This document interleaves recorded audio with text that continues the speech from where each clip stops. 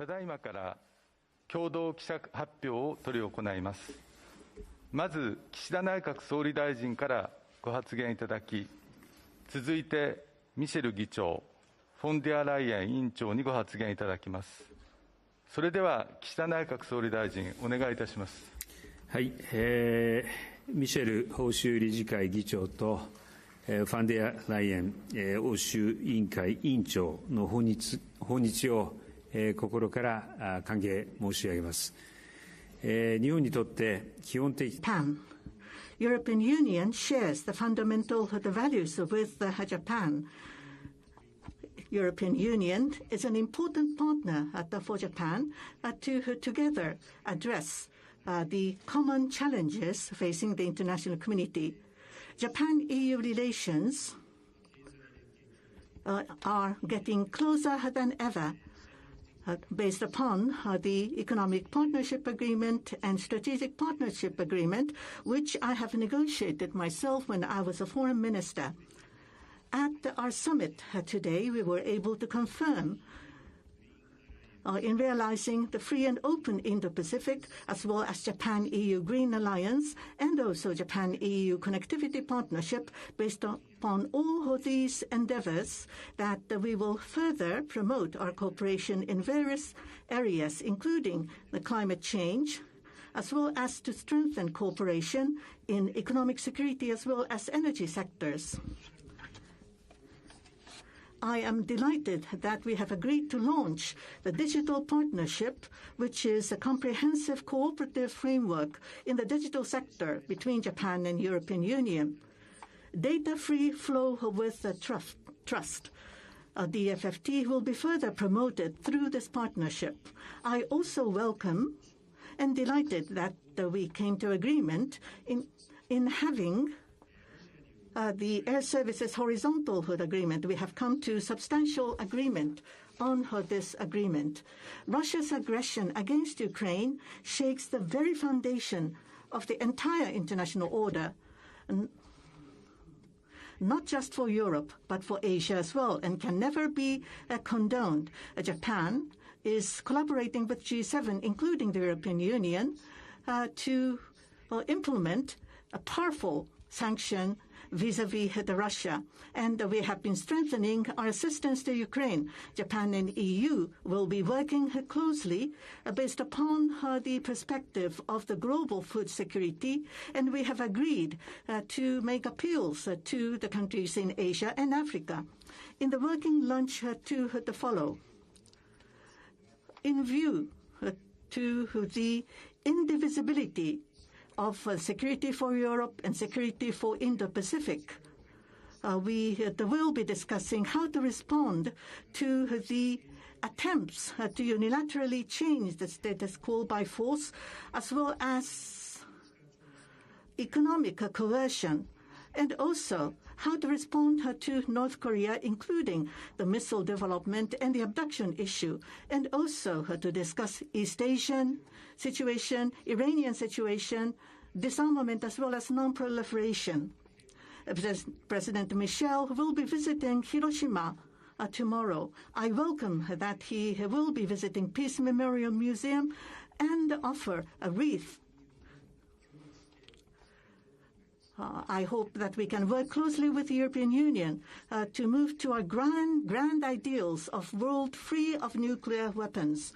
As a result of our consultation, that we are able to send a joint statement. We hope to put forward a positive and powerful message from Japan and EU. Thank you. May I now invite President Michel.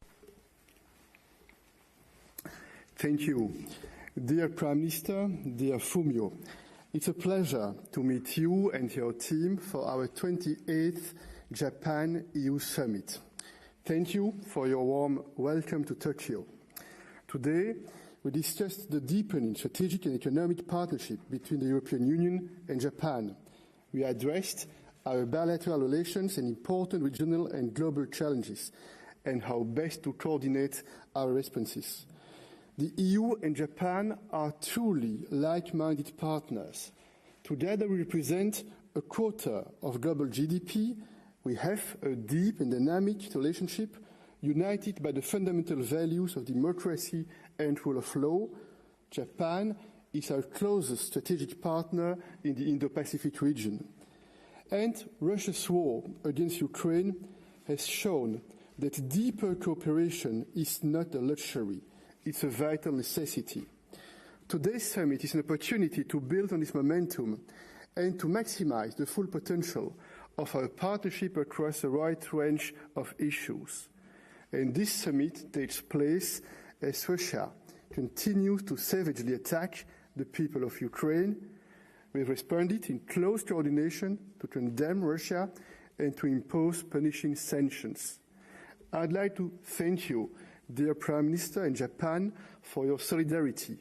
Together, we are providing significant humanitarian, financial and military support to Ukraine and its people.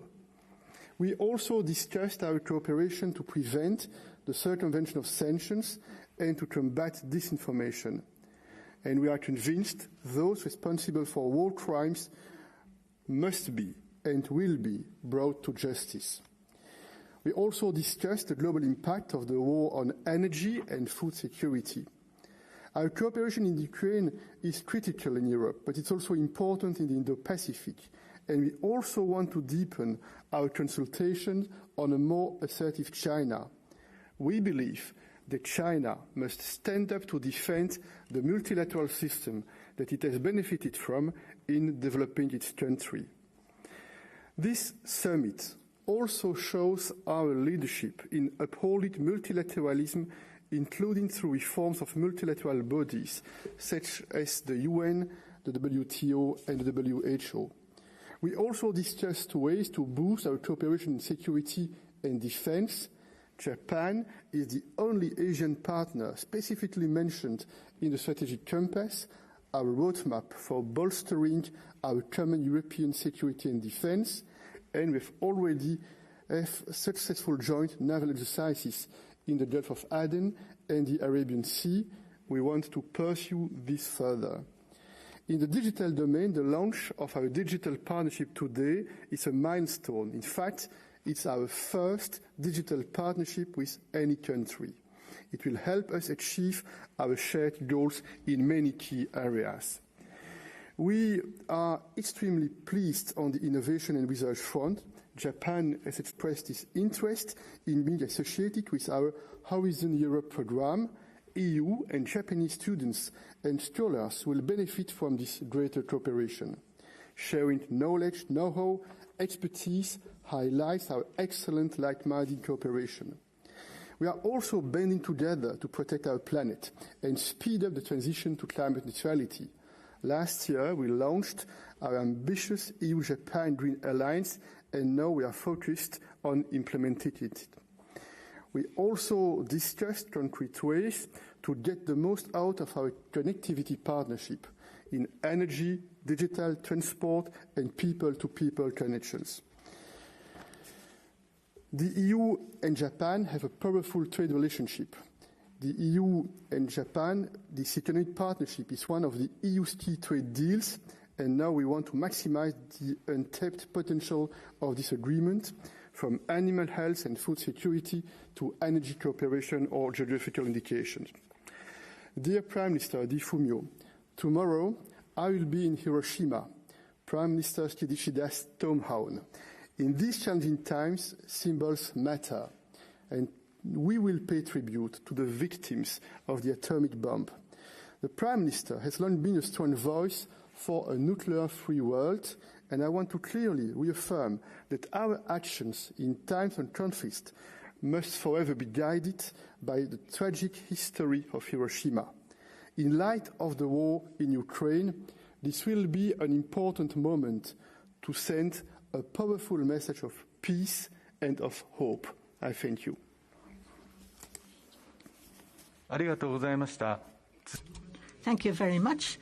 May I now invite Dr. von der Leyen. Prime Minister Kishida Fumio, we had a very substantive summit, but first let me express how glad I am to be here in Tokyo, because I know that the European Union in this increasingly unpredictable world can count on one of its oldest and closest allies. And likewise, because it gives me the opportunity of emphasizing once again that Japan can count on the European Union. We showed this not least by ensuring the delivery of over 390 million doses of vaccines to fight the COVID pandemic, and this gives me the opportunity to commend you to the outstanding success of your vaccination campaign and the way you overcome the difficulties of the pandemic we all have experienced. The European Union and Japan have so much in common. Our values, of course, democracy and the rule of law, our economic model, as well as a certain vision of the world. We both promote a multilateral global system based on rules designed to protect and benefit all.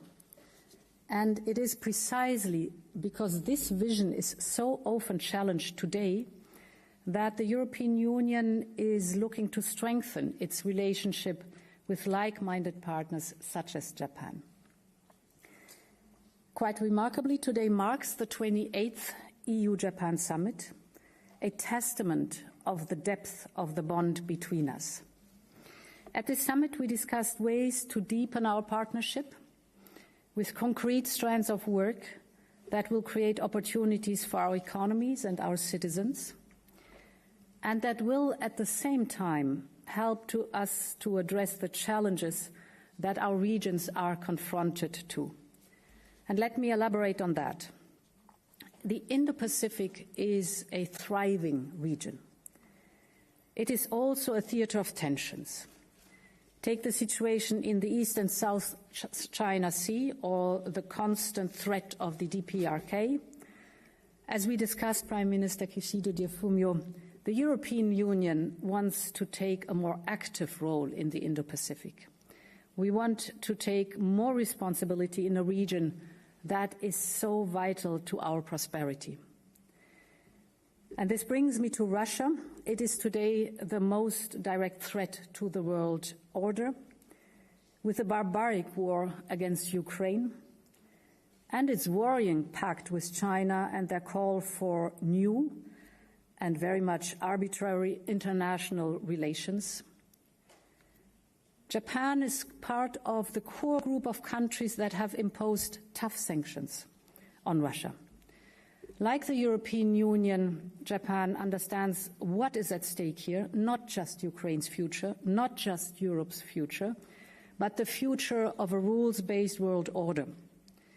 And this makes it all the more essential for like-minded partners like the European Union and Japan to strengthen their relations. And this is why we are here today. And we have taken some important steps forward. First, we are launching today the EU-Japan Digital Partnership. It is the first partnership of this kind that we conclude with any partner. A forum that will give political steer and impetus for our joint work on digital technologies, because leadership in this field is essential to our competitiveness and our security. Second, we will use our strategic partnership agreement to diversify and strengthen our supply chains. This is important because there are materials and technologies that have become essential to our economy and everyday lives, like semiconductors, for example. We must be able to count on trustworthy supply chains. Third, we agreed to cooperate more intensively on infrastructure.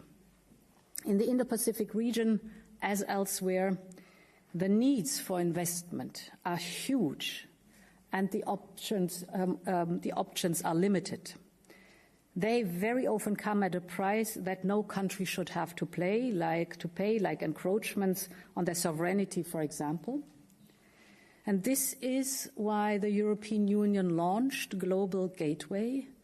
And as we discussed, Prime Minister Fumio, we would like to work with Japan on identifying good projects in this context, building on our two pioneering initiatives, the The one is the Connectivity Partnership, and the other one is our Green Alliance.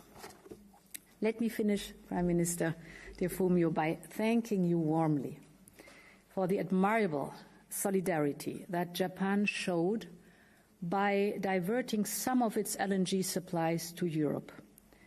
It was at a crucial time for us, at the height of the European heating season, and we will not forget this. This shows the power and the solidarity of democracies working together. Thank you. どうもありがとうございました。 Thank you very much. This concludes the joint press announcements. Thank you very much. I thank the leaders as well as the participants. I would like to ask the member of the media to stay where you are until President Michel as well as President von der Leyen and the Prime Minister Kishida have left the hall.